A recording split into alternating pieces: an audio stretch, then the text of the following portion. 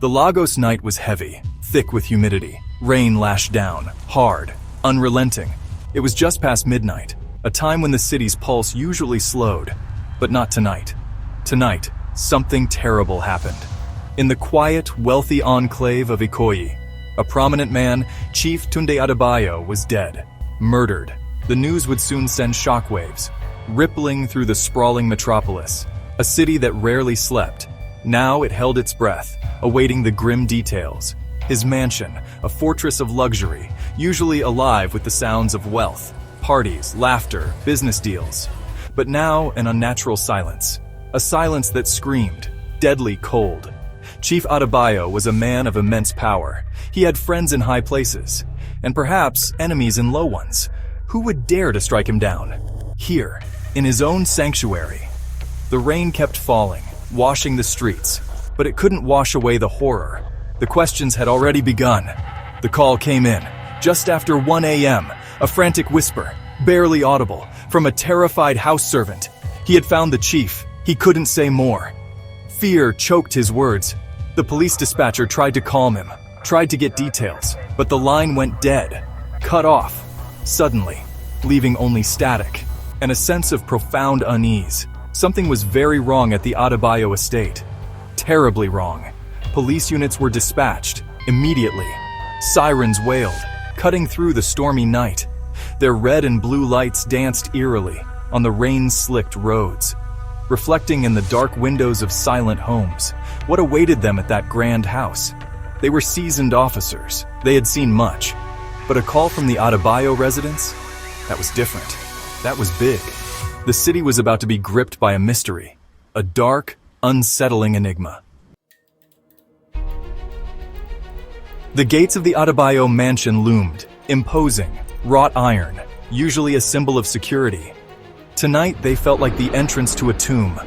Officers moved cautiously. The grounds were immaculate, even in the storm, but the air was thick with dread, a palpable sense of fear. The front door, massive, carved wood. It was slightly ajar, an invitation or an oversight. A chilling detail, in a night already filled with them. Inside, the opulence was breathtaking. Marble floors, crystal chandeliers, expensive art, a testament to Chief Adebayo's success, his immense wealth. But tonight, the grandeur was tainted, overlaid with a patina of horror. The silence within was heavier than outside, broken only by the officers' soft footsteps and the distant, mournful howl of the wind. They followed the signs of distress, towards the chief's private study, a place of power, now a place of death. There he was, Chief Tunde Adebayo, sprawled on the Persian rug, beside his mahogany desk. Lifeless, his eyes open, staring, but seeing nothing. A single gunshot wound, to the chest, precise, professional. It looked like an execution, no signs of a struggle, nothing overturned, except the man himself, his life, his future, all extinguished in a moment of brutal violence. Who could have done this, and why? Detectives began their work, methodical, careful. Every detail mattered. No forced entry, that was clear. The killer was known to him, or had a key, or was let in. The possibilities swirled. Then, they saw it. Something small, almost insignificant, lying near the chief's outstretched hand. A small, intricately carved wooden bird, dark wood, smooth. It didn't belong. It felt out of place. A calling card, a message, or just a random object. It was the first real clue, in a room that offered few. Chief Tunde Adebayo. The name resonated through Lagos and beyond. A titan of industry, a player in politics, a philanthropist, some said. His face was often in the papers, smiling, confident, shaking hands with important people.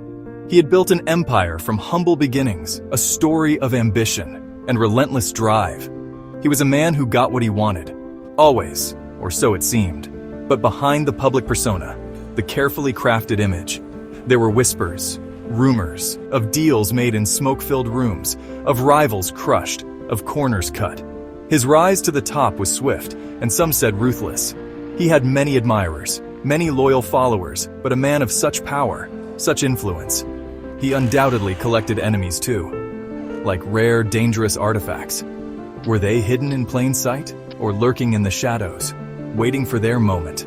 His family life, also under scrutiny now.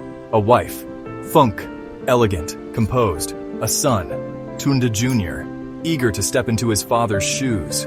Were they a happy family? Or was there tension behind the high walls of the mansion? Money could buy many things. Luxury, comfort, influence. But could it buy loyalty? Could it buy safety? It seemed not. Not for Chief Adebayo, not tonight. Now, his complex life was laid bare. For investigators to pick apart, piece by piece, every transaction, every relationship, every whispered secret. The police knew this would be a difficult case. The chief moved in powerful circles, circles that protected their own. Unraveling his life would be like navigating a labyrinth, full of dead ends and potential dangers. His story had a brutal end. Who was the author of this final bloody chapter? The investigation began where it always does, with those closest to the victim, the inner circle. First, the widow, Mrs. Funke Adebayo. She appeared distraught, overcome with grief. Tears flowed freely. She spoke of her love for her husband, their life together, but detectives are trained to see beyond the surface. Was her sorrow genuine, or was it a performance? She stood to inherit a considerable fortune. A motive, perhaps? Then there was Tunde Adebayo Jr., the heir apparent. Ambitious, impatient, some said. He had been seen arguing with his father recently, loudly, about the family business, about his role, his future. Did he decide to expedite his inheritance? To seize control? He denied it, of course, claimed he was devastated, but his eyes, they held a flicker of something else. Calculation or just shock? It was hard to tell. And what about the staff? The loyal retainers, or were they? The personal assistant, Sagan.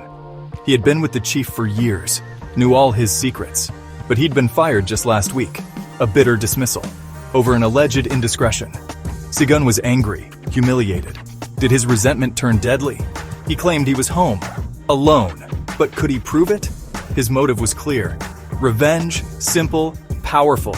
Each of them had a story, plausible, coherent. Each expressed shock and sadness. But the detectives knew, one of them might be lying, or perhaps all of them were.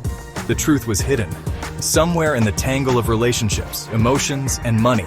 Alibis would be checked, rechecked, every word scrutinized. The circle of suspicion was small, but the questions were enormous.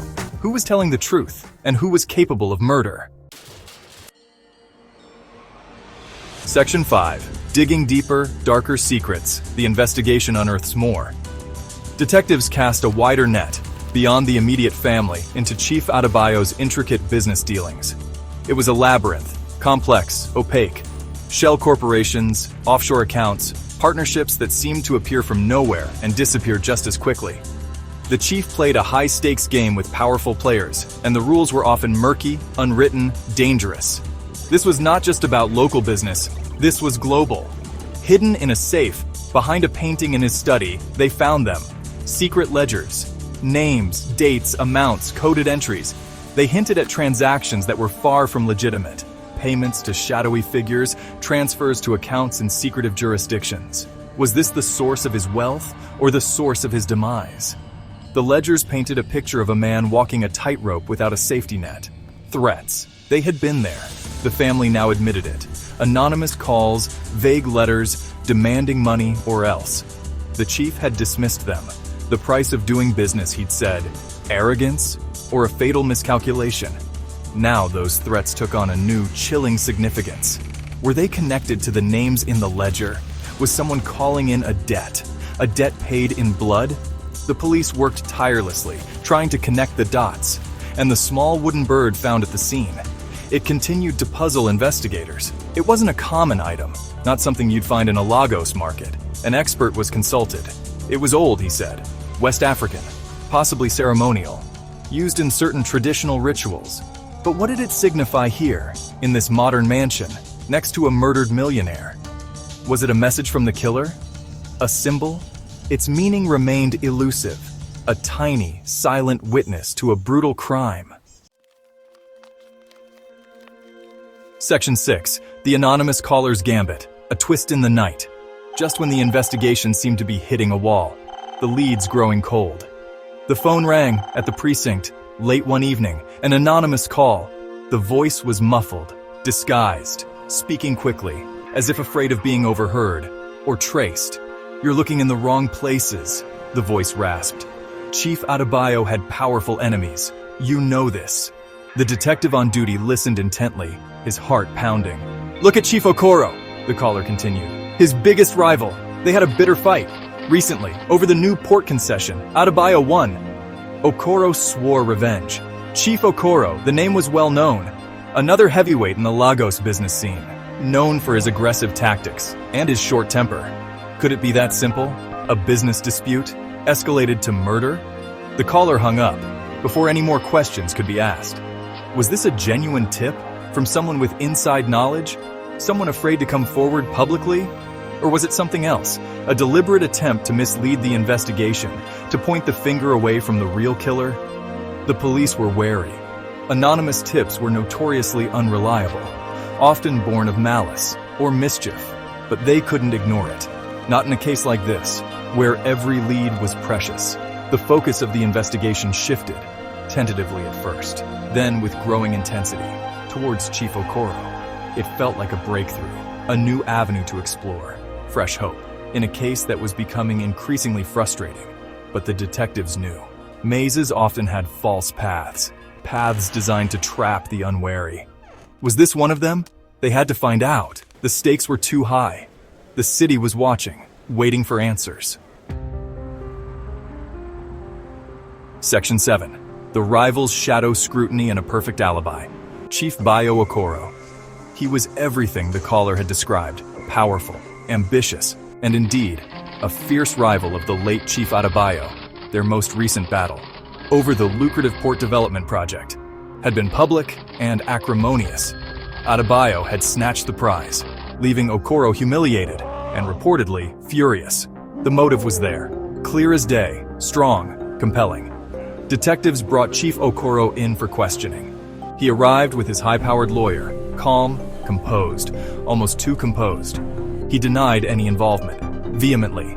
Yes, he'd had disagreements with Adebayo. Business was tough, he said. But murder? That was absurd. He expressed condolences to the Adebayo family, but his words felt hollow, practiced. Did his cool demeanor hide a guilty conscience? Or was he simply an innocent man, under unfair suspicion, his alibi? For the night of the murder, it was solid, rock solid. He claimed he was at a private dinner party, with several influential guests, all of whom corroborated his story. Timelines matched, details aligned. It was almost too perfect. Some investigators felt a nagging doubt. Could an alibi be fabricated? With enough money, enough influence, anything was possible in a city like Lagos. Or were they just hoping to find a crack? The scrutiny on Okoro continued. His finances were examined, his known associates questioned, but nothing concrete emerged. Nothing to tie him directly to the murder. He remained cooperative, yet aloof. The perfect alibi held firm. Was he a cunning killer, capable of orchestrating a murder and covering his tracks flawlessly? Or was the anonymous tip a red herring after all? A clever distraction. The investigation seemed to be back at square one. The shadow of doubt lingered, but proof, that was another matter. Section 8.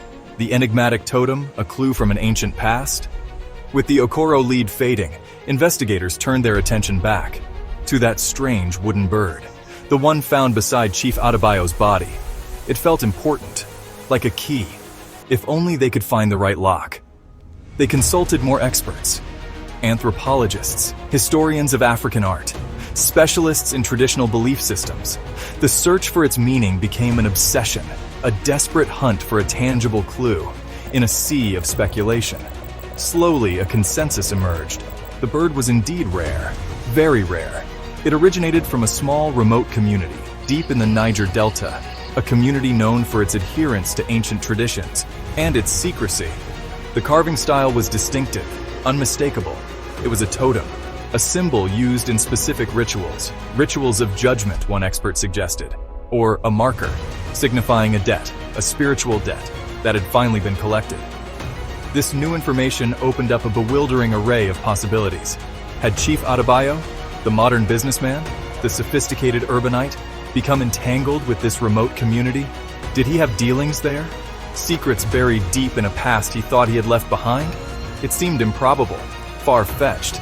Yet the bird was there, undeniably, a physical link to something ancient, something potentially sinister. The nature of the crime scene, the single precise shot, the lack of struggle. It had initially suggested a professional hit, perhaps business-related. But the bird, that felt personal, intimate, almost ritualistic. Could it be both? A message sent on multiple levels? The questions multiplied. Each answer seemed to only create more complexity. The totem was no longer just a clue, it was the heart of the enigma. A silent, wooden oracle, speaking in a language no one could quite understand. Section 9. The lingering silence, the unsolved riddle. Lagos waits. Weeks turned into months. The relentless Lagos sun beat down. The city's vibrant energy pulsed on. But the investigation into Chief Adebayo's murder, it grew cold, frustratingly cold. Leads that had once seemed promising now led nowhere. Theories that had burned brightly now flickered and died. Suspects were re-interviewed. Their stories remained consistent. Their alibis unbreakable. The wall of silence seemed impenetrable. The initial flurry of media attention faded, replaced by new headlines, new dramas. Lagos had a short memory for some things, but not everyone forgot. In the quiet corridors of the police headquarters, the Adebayo file remained open, gathering a thin layer of dust, a constant nagging reminder of a case unsolved, a killer still free. For the detectives involved, it was a heavy burden, a professional failure, a personal regret.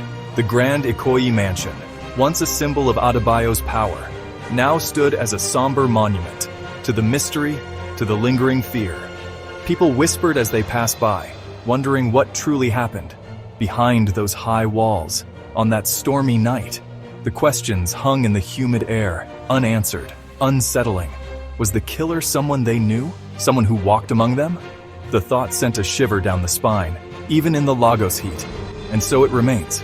The Lagos Enigma, a true crime story without an ending, a puzzle with missing pieces. The killer, a phantom, a ghost in the bustling city, perhaps watching, perhaps waiting, perhaps even confident that their secret is safe forever. The case file is still there, a testament to a life taken, and justice still elusive. The silence from that night, it continues to echo, a chilling, unanswered question mark in the heart of Lagos.